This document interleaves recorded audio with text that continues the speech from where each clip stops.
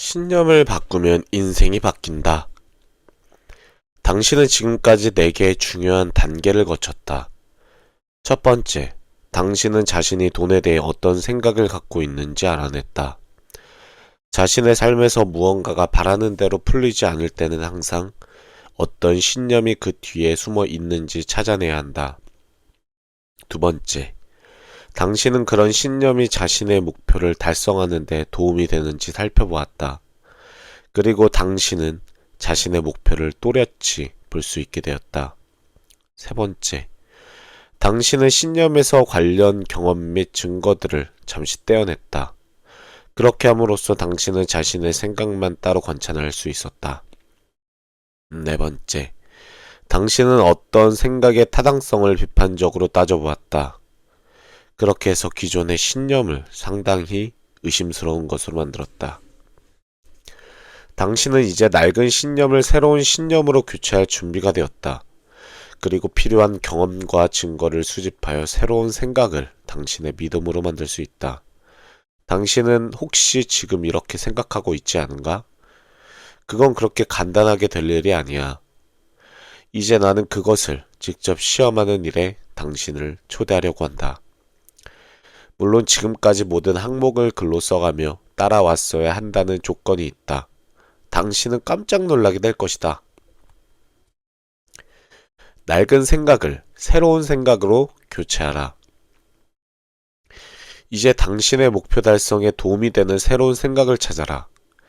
그것은 당신에게 힘을 주고 당신이 중요한 일에 몰두할 수 있도록 도와주는 것이어야 한다. 그러고 나서 이 생각을 믿음으로 만들어줄 수 있는 증거와 경험을 찾아라. 책상이 바로 서 있으려면 최소한 3개 또는 4개의 다리가 있어야 하는 것처럼 당신의 생각도 최소한의 그 정도의 경험들로 받쳐져야 한다. 이런 경험과 증거들은 다른 사람들의 인생에서 손쉽게 빌려올 수 있다. 돈은 성격을 망친다는 낡은 생각을 다시 꺼내 새로운 믿음으로 바꿔봐라. 예를 들어 돈이 있어야 좋은 일을 할 수 있다. 돈이 문제가 아니라 사람이 문제다 같은 것으로 말이다. 그리고 이 생각에 대한 증거를 주변에서 찾아봐라. 이제 당신의 낡은 신념을 하나 골라 새로운 신념으로 바꿔보라. 경제적 목표에 도달하려면 3가지 신념이 필요하다. 첫 번째, 반드시 변해야만 한다. 두 번째, 내가 그것을 바꾸어야 한다. 세 번째, 나는 그것을 바꿀 수 있다.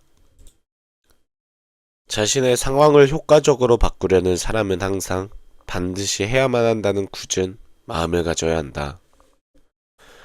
그리고 오직 자기 혼자만이 책임을 질 수 있다는 것을 알아야 한다.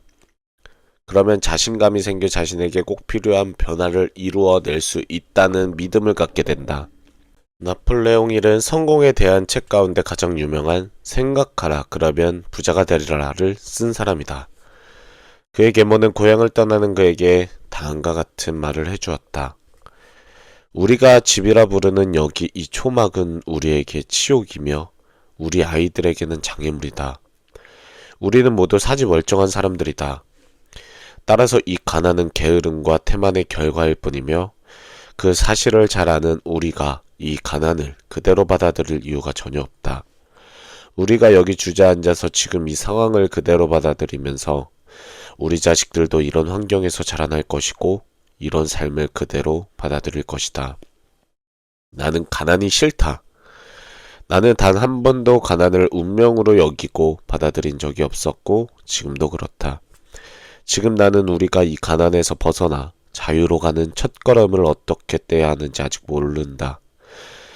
그러나 이거 하나는 분명히 안다. 그것은 우리가 가난에서 벗어나고야 말 것이란 사실이다. 그것이 얼마나 오래 걸리고 또 어떤 희생을 치러야 하든지 간에 말이다. 나는 아이들이 좋은 교육을 받도록 할 생각이다. 그리고 나는 아이들에게 가난을 이길 수 있는 패기를 불어넣고 싶다. 가난은 만성이 되기 쉬운 병이다. 한번 가난을 그대로 받아들이면 다시 떨쳐내기 어렵다. 가난하게 태어난 것은 치욕이 아니다. 하지만 이 유산을 어쩔 수 없는 것으로 받아들이는 것은 명백한 치욕이다. 우리는 세상에서 가장 잘 살고 발전한 나라에 살고 있다. 이곳은 기회의 땅이다. 기회를 알아보고 붙잡으려는 노력하는 사람에게 그 기회는 손짓을 한다. 우리 가족은 이렇게라도 하자. 그 기회가 우리에게 손짓하지 않으면 우리가 직접 기회를 만들어내자. 이 가난한 삶에서 빠져나가는 기회 말이다. 가난은 서서히 온몸에 퍼지는 마비 증상과도 같다. 그것은 아주 천천히 자유에 대한 갈망을 파괴하고 더 나은 삶을 누리려는 희망을 도둑질해가고 삶에 대한 주도권을 파묻어버린다. 그 밖에도 가난은 우리를 질병의 두려움, 비난의 두려움, 신체적 고통의 두려움 같은 수많은 두려움에 떨게 한다. 우리 아이들은 가난을 운명으로 받아들일 때 어떤 위험이 생겨나는지 알기엔 아직 어리다. 하지만 나는 아이들이 그런 위험을 깨닫도록 돌보겠다. 또 아이들이 풍요가 무엇인지도 분명히 알 수 있게 도와주겠다. 풍요를 소망하고 또 이를 위해 기꺼이 대가를 지불할 준비가 되어 있는 아이들이 되도록 가르칠 것이다. 잘 생각해봐라. 당신의 상황은 반드시 변해야 하는가? 그렇다면 당신이 그것을 직접 변화시켜야 한다. 그리고 당신은 그것을 그렇게 할 수 있다. 무언가를 반드시 해야 하는가 또는 하지 않아도 되는가는 당신의 신념에 달려있다. 그러면 이제 당신은 자신에게 입력된 프로그램을 업그레이드하거나 바꿀 수 있다. 당신의 소망을 절대적 의무로 만들어라. 어떤 일을 반드시 해야만 하는 일로 만들려면 레버리지가 필요하다. 레버리지는 압박 또는 지렛대 효과 등을 뜻하는 것이다. 레버리지는 당신이 해야 할 어떤 일을 하지 않아서 크게 고통스러울 때 항상 생겨난다. 하지만 반대로 그 일을 처리하여 크게 기쁠 때도 마찬가지이다.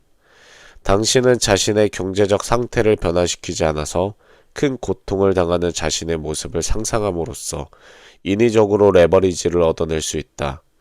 자신의 경제적 상태가 변하지 않을 때 당신이 포기해야만 하는 것을 모두 적어봐라. 평생 동안 경제적인 안정이나 자유를 얻을 수 없을 경우 놓치게 되는 것들은 무엇인가? 그것이 당신의 인간관계, 건강, 스트레스, 자기 가치의식, 자유에 대한 갈망 등에 어떤 영향을 끼치게 될까? 특히 당신이 늙어서도 지금처럼 계속 고달프게 일해야 한다면 어떨 것 같은가? 고통을 피하는 것만으로는 자신을 충분히 압박할 수 없다. 자신의 목표를 의무로 만들기 위해서는 고통뿐 아니라 기쁨도 필요하다. 목표에 도달하지 못할 때는 고통이, 도달했을 때는 기쁨이 주어져야 한다. 당신이 경제적 자유를 얻어 더 이상 돈을 벌기 위해 일을 할 필요가 없을 때 얻을 수 있는 것을 모두 적어봐라. 당신은 자신에게 즐거움을 주고 다른 사람들에게 도움이 되는 일에만 마음껏 매달릴 수 있다. 그것은 삶의 즐거움, 자기 가치 의식, 인간관계 등에 어떤 영향을 미칠까? 그럴 때 누릴 수 있는 여가 시간과 그 재미는 얼마나 될까? 건강과 삶의 소명에는 어떤 영향을 줄까? 그리고 당신 자신과 주변 사람들의 삶은 얼마나 윤택해질까?